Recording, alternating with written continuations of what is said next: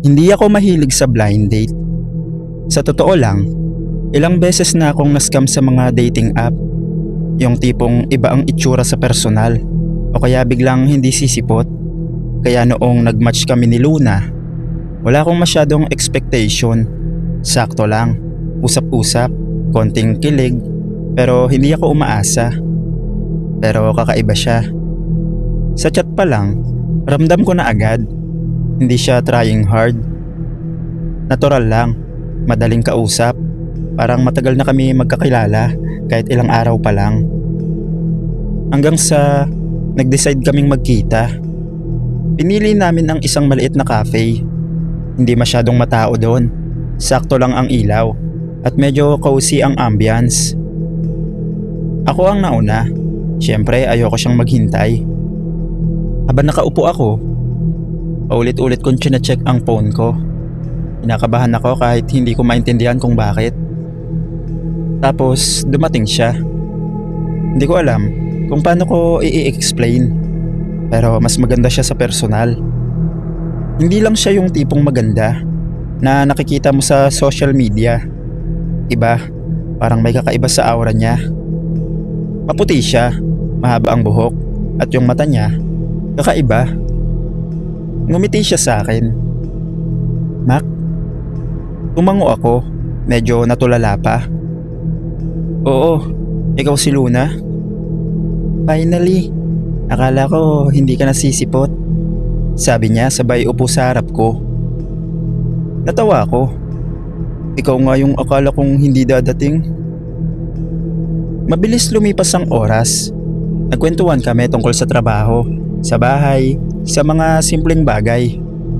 Wala yung awkward silence na inaasahan ko. Parang andali lang. Pero may napansin ako. Paminsan-minsan, tumitingin siya sa labas ng cafe, lalo na sa madilim na bahagi ng kalsada. Parang may hinihintay o may iniiwasan. Okay ka lang? Ngumiti siya agad. Oo, sanay lang akong tumingin sa paligid. Hindi ko na pinansin, pero sa loob-loob ko, may konting kaba na hindi ko maipaliwanag. Nang matapos ang date, ako na ang nag-alok. Hatid na kita pa uwi. Agad siyang umiling. Hindi na, kaya ko na. Medyo nagulat pa ako kasi ang bilis ng sagot niya. Sure ka? Gabi na rin kasi. Okay lang talaga. Mas okay na mag-isa ako. Sabi niya, pero this time, mas mahina na ang boses niya. Hindi ko alam kung bakit, pero parang hindi ako kumbinsido. Sigurado ka? Tanong ko ulit. Tumingin siya sa akin, diretso sa mata ko, at doon ko naramdaman, parang biglang lumamig ang paligid. Mac, mas mabuti kung hindi mo ako susundan. Ngumiti siya pagkatapos. Good night. Pinanood ko siyang lumayo. Dapat tumigil na ako doon. Dapat umuwi na lang ako. Pero may kung anong nagtulak sa akin. Siguro dahil nag-alala ako. Siguro dahil gusto kong siguraduhin na ligtas siya. O baka may kutob na ako noon pa. Hindi ko lang inaamin. Kaya nang makita ko siyang pumasok sa isang madilim na eskinita, sinundan ko siya. Hindi ko alam kung anong pumasok sa isip ko kung bakit ko siya sinundan. Alam kong sinabi niyang wag. Ramdam ko rin na may mali. Pero habang papalapit siya sa madilim na eskinita, parang may kung anong humihila sa akin para sundan siya. Tahimik yung lugar. Walang tao. Wala ring mga sasakyan. Tanging ilaw lang ng isang sirang poste ang kumikislap. Sapat lang para makita ko ang anino niya habang naglalakad. Dahan-dahan ako sumunod. Ingat na wag gumawa ng ingay. Hanggang sa bigla siyang tumigil. Napahinto ako. Nagtago ako sa likod ng pader. Sumilip ng konti. Hindi ako gumalaw. Pero hindi siya lumingon. Sa halip, tumingala siya sa langit. At doon nagsimula ang hindi ko makakalimutan. Unti-unting nagbago ang postura niya. Yung balikat niya, parang may gumalaw sa ilalim ng balat. Narinig ko ang mahina pero nakakakilabot na tunog na parang may napupunit. Napaatras ako ng konti. Ano yan? Sabi ko na lang. Pero nakita ko, hindi ako nananaginip. Mula sa likod niya, may umusbong. Pakpak. Malaki, maitim, halos kasing laki ng buong katawan niya. Dahan-dahan niya itong inunat. Tapos lumingon siya. Hindi direkta sa akin, pero sapat para makita ko ang mukha niya sa ilaw. At doon ako tuluyang nanlamig. Yung mga mata niya, namumula na. Pero ang mas nakakatakot, ngumiti siya. Parang alam niyang may nanonood. Hindi na ako nakagalaw. Para akong napako sa kinatatayuan ko. Hanggang sa bigla siyang tumalon. At sa isang iglap, lumipad siya, pataas, dire-diretso sa dilim ng langit. Doon lang ako natauhan. Napaatras ako, halos madapa sa takot. Hindi ko na inisip kung may makakakita sa akin. Tumakbo ko palabas ng iskinita. Hindi na ako lumingon. Hanggang makarating ako sa kotse ko. Kinabukasan, chinat niya ako. Ang sabi niya doon, good morning daw. Matagal kong tinitigan ng screen. Parang wala lang nangyari. Parang ordinaryong babae lang siya ulit. Pero hindi na ako nag-reply. Hindi ko na kaya. Ilang araw, ilang linggo, patuloy siyang nagchat-chat. Busy ka ba? Okay ka lang? Did I do something wrong? Pero hindi ko sinagot kahit isa. Hanggang sa tumigil na siya. Binura ko ang app. Hindi na ako nakipag-blind date ulit. Hindi dahil sa trauma lang, kundi dahil alam ko na hindi lahat ng nakikilala mo online ay tao.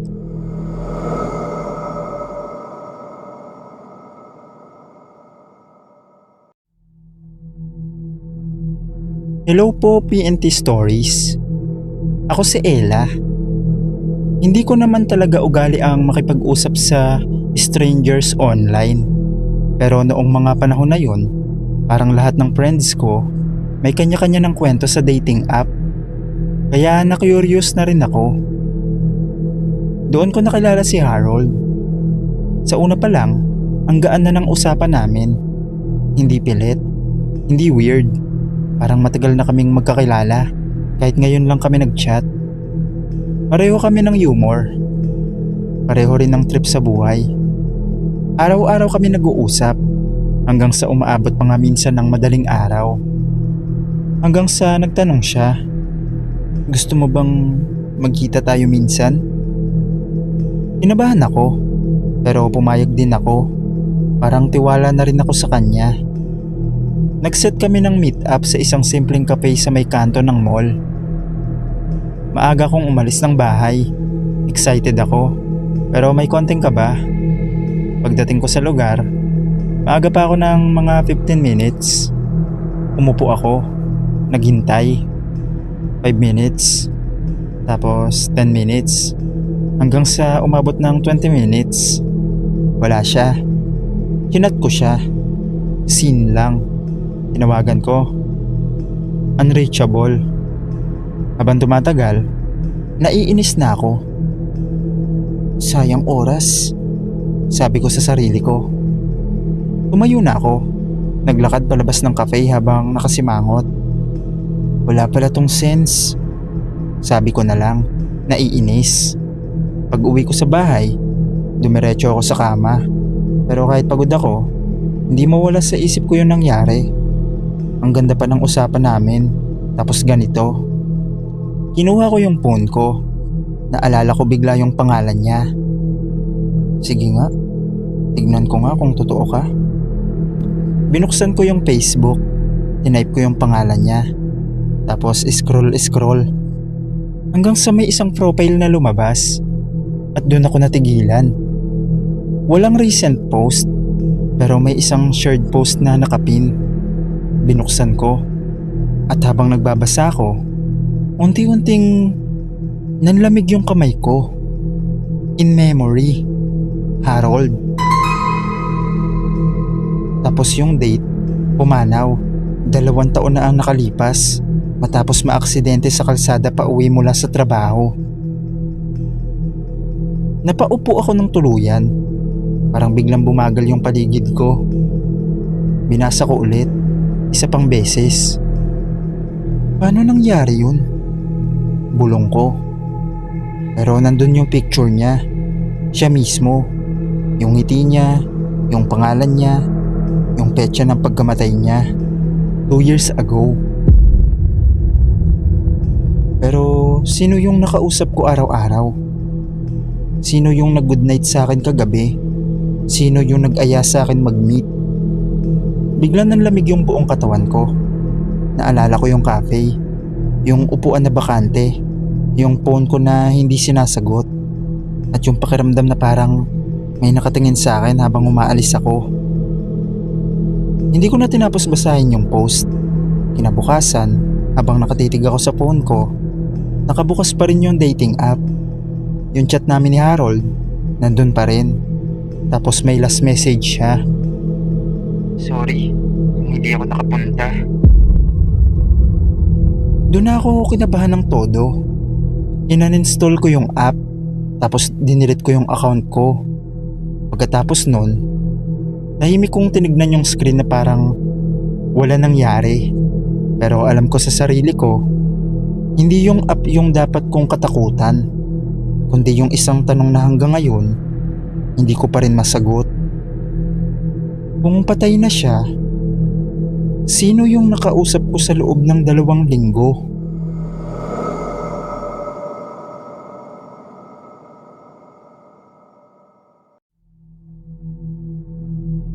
Magandang gabi sa lahat.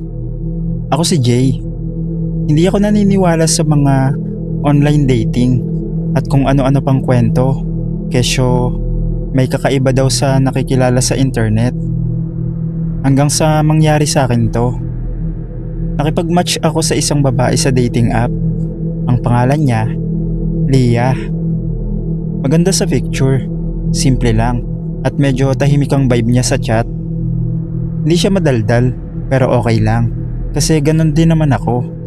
After ilang araw, nagkayayaan kaming magkita sa isang maliit na cafe, malapit sa isang mataong kalsada sa Maynila. Pagdating ko, nandun na siya. Tahimik lang siya, nakaupo sa sulok, nakasimpleng damit, nakatingin lang sa labas ng bintana kahit wala namang gaanong nakikita doon. Noong lumapit ako, ngumiti siya, pero parang delay, parang hindi natural. "Hi Jay," sabi niya. Mababa ang boses. "Hello Leah." Sagot ko naman. Umorder kami, tapos umupo. Habang nag-uusap kami, napapansin ko may kakaiba talaga. Minsan, bigla siyang titigil sa pagsasalita kahit mid-sentence. Minsan naman, parang hindi siya tumitingin sa akin, kundi sa likod ko. Pero iniisip ko, baka kabado lang siya. Pagkalipas ng ilang minuto, tumayo siya. Magsi-CR lang ako." "Oh, okay, go." Kinuha ko yung phone ko habang hinihintay siya. Nag-scroll ako sa social media hanggang sa may isang post na lumabas sa feed ko. Isang babaeng nabangga ng truck sa kalsada. Kinabahan ako ng konti. Tinignan ko ang picture. Parang nanlamig ang buong katawan ko. Yung kalsada, yung cafe, pamilyar. Nag-focus ako sa larawan ng biktima. At doon ako natigilan. Kasi yung mukha ng babae sa post, si Leah, yung kadate ko. Kinabahan ako bigla. Paulit-ulit kong binasa yung caption. May oras ng insidente, bago pa raw mag 6 PM. Yung eksaktong oras na papunta pa lang ako. Tinignan ko ulit yung paligid. Sabi ko sa sarili ko, imposible to. Pero mas lalo kong kinilabutan nang mapansin kong lampas 10 minutes na siyang nasa CR. Walang lumalabas. Tumayo ako at kinatok ang pinto. "Leah, okay ka lang?" Walang sumagot. Kinabahan na ako. Tinawag ko yung waitress. Tinanong ko kung may ibang exit ang CR. Sabi niya, wala. 20 minutes. Wala pa rin lumalabas. Pagtingin ko ulit sa phone ko, nandun pa rin yung post. Victim identified. Isang babae. Patay na. Doon ako napaisip ng sobra. Kung patay na siya, sino yung kausap ko? Tumalikod ako at mabilis na lumabas ng cafe. Hindi ko na hinintay kung may sasagot pa o kung may lalabas man sa CR. Habang naglalakad ako palayo, pakiramdam ko may malamig na hangin na sumusunod sa akin. Pero hindi ko na pinansin at umuwi na ako.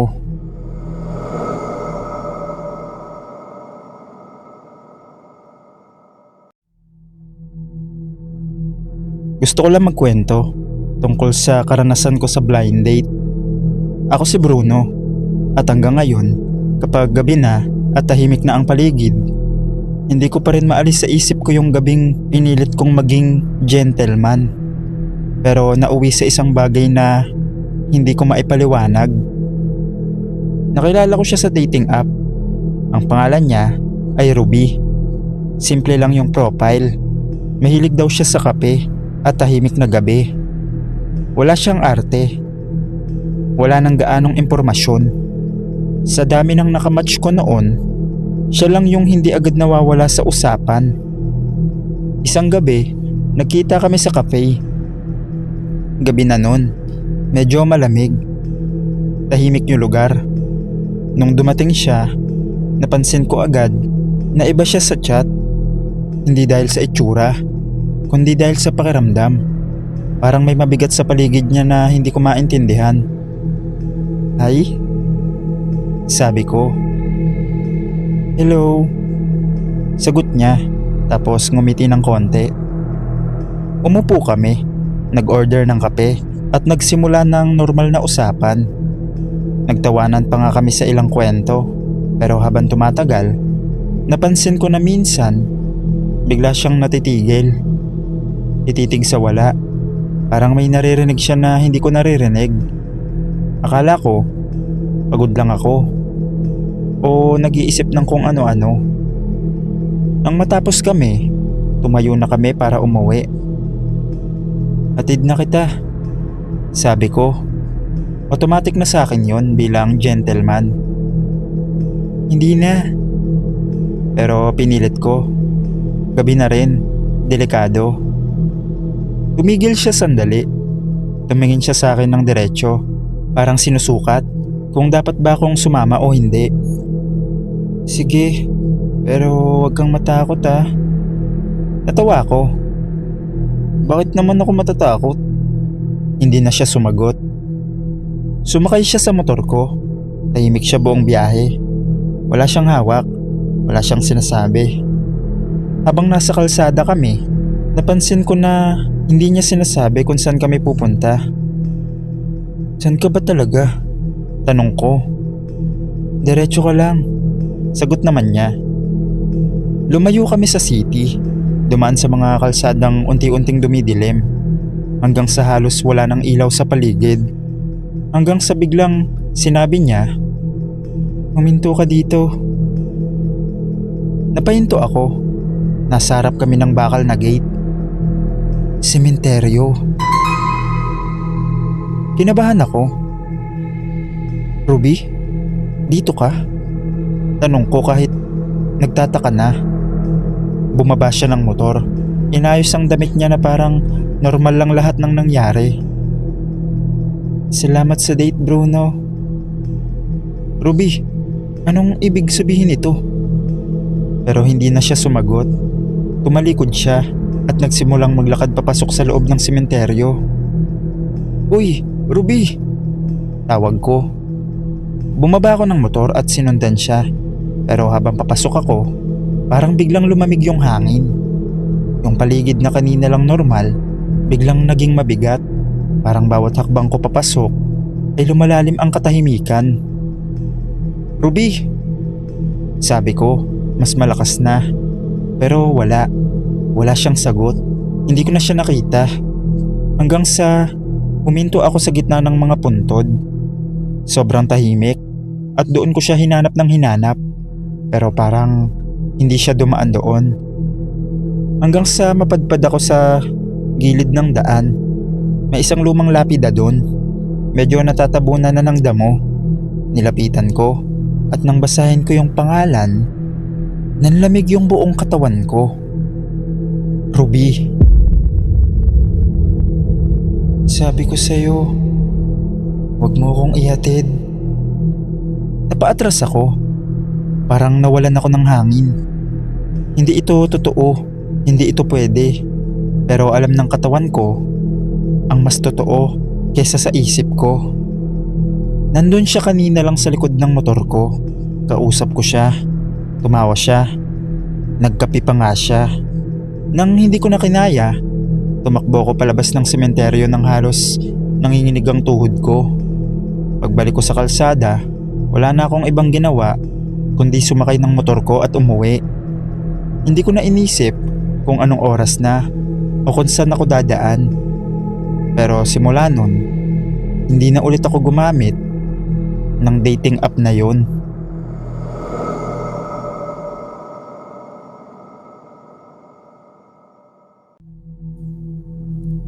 Hindi ko makakalimutan ang nangyari noong isang taon sa isang lumang lighthouse na matagal nang abandonado. Hindi ko nababanggitin kung saan eksaktong lugar, pero nasa isang liblib na bahagi ng baybayin ng isang probinsya. Matagal nang hindi ginagamit ang parolang yon. Kalawangin na ang bakal na hagdan, basag ang ilang bintana, at ang dating malakas na ilaw sa tuktok ay matagal nang patay. Napadpad ako roon dahil sa isang kaibigan kong photographer. Mahilig siyang kumuha ng mga larawan ng mga lumang lugar, lalo na yung mga abandonado. Sabi niya, maganda raw ang view sa taas ng lighthouse kapag dapit hapon. 3 kaming pumunta doon. Pagdating namin, agad kong napansin kung gaano katahimik ang lugar. Walang bahay sa malapit, puro bato at damo lang ang nasa paligid ng parola. Ang dagat sa ibaba ay malakas ang hampas sa mga batuhan. Sigurado ka bang safe dito? Tanong ko habang tinitignan ko ang kalawangin na pinto ng lighthouse. Oo naman, matagal na itong pinabayaan pero matibay pa yan, sagot ng kaibigan ko. Pumasok kami sa loob. Madilim sa loob ng tore. Ang tanging liwanag lang ay yung pumapasok mula sa mga sirang bintana. Habang paakyat kami sa paikot na hagdan, naririnig ko ang tunog sa bawat hakbang namin na parang umaalingaw-ngaw sa buong tore. Habang umaakyat kami, napansin ko ang isang bagay. Malamig ang hangin. Hindi yung normal na lamig lang ng hangin sa dagat. Parang may kakaibang bigat sa paligid. Ang lamig dito ah, sabi ko. Baka dahil sa hangin lang, sagot ng isa kong kasama. Hindi na ako nagsalita. Pagdating namin sa tuktok, sobrang ganda ng tanawin. Kita ang malawak na dagat at ang papalubog na araw. Doon nagsimulang kumuha ng litrato ang kaibigan ko. Habang nakatingin ako sa dagat, biglang may napansin akong kakaiba sa gilid ng mata ko. Sa kabilang dulo ng balcony ng lighthouse, may nakatayong babae. Nakasuot siya ng puting damit na umahampas sa hangin. Mahaba ang buhok niya at nakatakip sa muka. Nagtaka ako. Akala ko isa sa mga kasama namin. Pero pareho silang nasa likod ko. Uy, may tao pala dito, sabi ko. Napalingon ng 2 kong kasama. Ha? Saan? Tinuro ko ang dulo ng balcony. Pero nang tumingin sila, wala na ang babae. Anong pinagsasabi mo? Sabi ng isa kong kasama. May nakita kong babae dito kanina lang, sabi ko. Baka imahinasyon mo lang yan, sagot niya. Pero alam ko ang nakita ko. Habang pababa kami ng hagdan dahil papadilim na, ako ang nasa hulihan. Habang bumababa ako, biglang may narinig akong mahina na tunog ng iyak. Napahinto ako. Tahimik ang 2 kong kasama sa ibaba. pero malinaw sa tenga ko. May umiiyak sa loob ng lighthouse. Guys, naririnig nyo ba yon? Ano? Sagot nila mula sa ibaba. Hindi ko na sila sinagot. Dahan-dahan akong tumingin pataas sa hagdan na galing sa tuktok ng tore. At doon ko siya nakita ulit. Nakatayo siya sa itaas ng hagdan. Isang white lady. Nakasuot siya ng mahabang puting damit. Basa ang buhok niya na nakatakip sa muka. Nakayuko siya habang nakatayo sa gilid ng hagdan. Nanginginig ang buong katawan ko. Guys, mahina akong tawag. Unti-unti siya nag-angat ng ulo. Tapos doon ko nakita ang mukha niya. Sobrang putla. Namumugto ang mga mata na parang matagal nang umiiyak. At bigla siyang sumigaw. Hindi normal yung sigaw. Nakakatakot ito. Kasabay nun, bigla siyang tumakbo pababa sa hagdan papunta sa akin. Hindi ko na alam ang ginawa ko. Tumakbo ko pababa habang sumisigaw. Paglabas ko ng lighthouse, halos madapa ako sa damuhan sa sobrang takot. Nagtaka ang dalawa kong kasama kung bakit ako halos hindi makapagsalita. Ano ba nangyari sa'yo? Tanong nila. May babae sa loob. Sabi ko. Nagkatinginan sila. Akala nila nagbibiro ako. Pero biglang may narinig kaming malakas na kalabog mula sa loob ng lighthouse. Parang may tumakbo pababa sa hagdan. Pero walang lumabas. Tahimik ulit ang paligid. Hindi na kami nagtagal doon. Mabilis kaming sumakay ng sasakyan at umalis sa lugar na yon habang papadilim pa lang ang langit. Habang papalayo kami sa baybayin, napatingin ako sa likod ng direksyon ng lighthouse. Sa liwanag ng buwan, may puting anino na nakatayo sa tuktok ng parola. Mahaba ang buhok, nakatayo lang siya sa gilid, nakatingin sa amin habang papalayo kami. Hanggang sa tuluyan na siyang nawala.